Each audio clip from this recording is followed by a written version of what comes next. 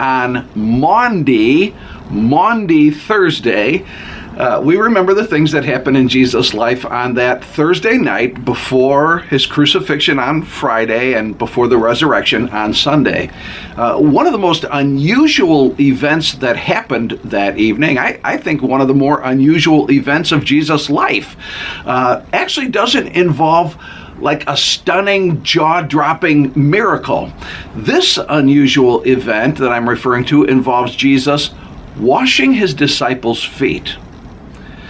Now, this was a practice that occurred back in those days because people wore sandals on dusty roads, and so the foot washing, just in general, that wasn't the unusual part.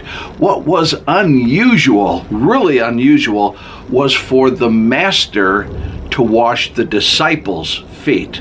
That part was stunning. In fact, it's probably almost impossible for us, from our vantage point in history, to understand just how strange and how remarkable and how significant it was for Jesus, the Master, to wash the disciples' feet. It was probably incredibly uncomfortable for the disciples. In fact, it was probably embarrassing, puzzling. Maybe it was even bizarre, you might even say that word, for the disciples as they experienced this. Peter even wanted to refuse to allow Jesus to do such a thing. He's just like, no way, because it's unheard of. This didn't happen. I heard a speaker this week who referred to some scholar saying that there's no instance that they know of in the ancient world in which someone who's higher actually washes the feet of someone lower. It just didn't happen. When Jesus did this, understand, he was doing the job of the lowest servant in a household. So, what's going on? What is that? Why is he doing such a thing? Well, love, humility, service. That's why. See, real love, God's love, is willing to be humble and serve others.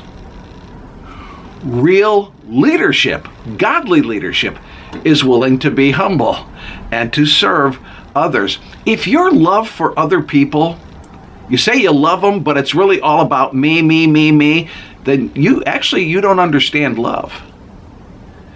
If you're in any kind of a leadership position, in any capacity, and your leadership is all about me, you don't really understand leadership. Not really.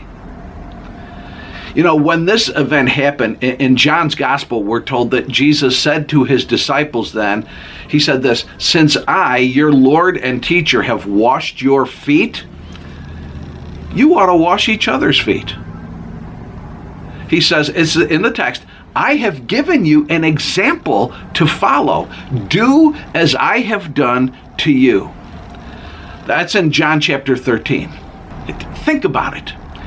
If God incarnate, God in human form, if he can humble himself and do the work of the lowliest servant, the lowliest, can't you and I? You know, the ego, the pride, the selfishness, the ungracious, unmerciful attitudes that we see in our world, in our culture, they're contrary to Jesus. You need to know that. And therefore, they are not what we are called to as followers of Jesus. See, here's a good question. Are you willing to humbly, lovingly, graciously serve others? Are you? The events of Maundy Thursday, they remind us that that's what followers of Jesus are called to do.